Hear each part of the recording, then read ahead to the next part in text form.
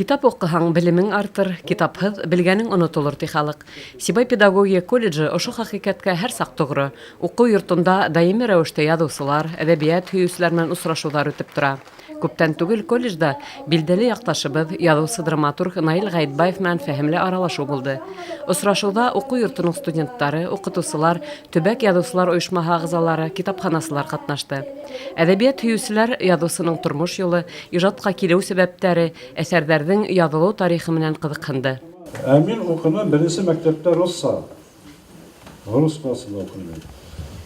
11 класты бөткәс, йәнә лә киттем Магнитогорский. Анда беҙҙең группала бер генә башҡорт егете бар, ул ито башҡаса һөйләшмәй ине.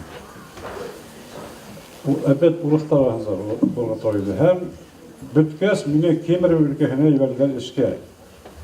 Кемерово, анда гел урыҫтар. Шуға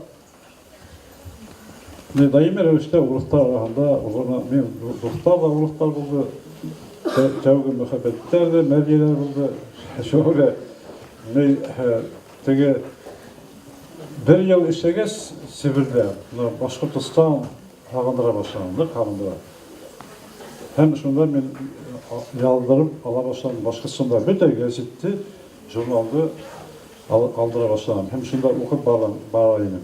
Наил Әсхәт улы башҡорт әҙәбиәтендә үҙенең ижад юлын прозаик булараҡ башлай. Уның «Әлфиә», «Алтын ямғырҙар миҙгеле», «Буран», «Ҡара ҡомта», «Сит планета» ҡыҙы кеүек төрлө әҫәрҙәре бик тиҙ танылыу яулай.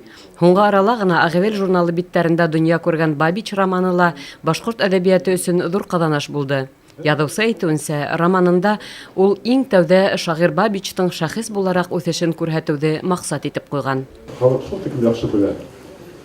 Һәм шуға күрә лә уны ҡоролтайға килгәс, ул ҡоролтайға килә лә, анда Зәки Вәлиди әйтә, мына шулай, хәл иткес ни була, һин кил. Беҙҙең автономияға яҡты публика ҡаршы ти.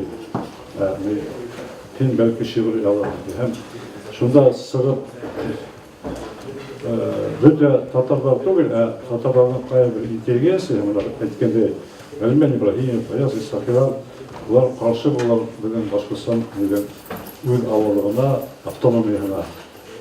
Шул саҡта ул яла шиғыр Башҡортостан автономияһына ҡаршы татарға тигән шиғыр яҙып, шул шиғыр менән сығып уҡый, ул оратор була, уҡый белә, шундай көтөк итеп уҡый һәм араҡтан теге бер нисә егет йүгереп сығып, Бабичты күтәреп алалар.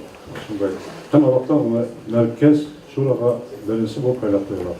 Араҡтан ул мәркәз шураның рәйесе, вазифаһында башҡа. Шундай шәхес. Сибай педагогия колледжында үткән осрашыу яҙыусы Наил Ғәйтбайҙың әҫәрҙәре һәр саҡ уҡымлы икәнлеген тағы бер тапҡыр иҫбатланы. Был тәңгәлдә уның өр-яңы романына ҡарата уҡыусылар тарафынан бирелгән һорауҙар миҫал булып тора. Тимәк, Бабич романла яҙыусының башҡа әҫәрҙәре кеүек үҙ уҡыусыһына юлын табасаҡ. Гөлсәрия Билева, Радмир Ithанғолов, Яңылыҡтар хеҙмәте.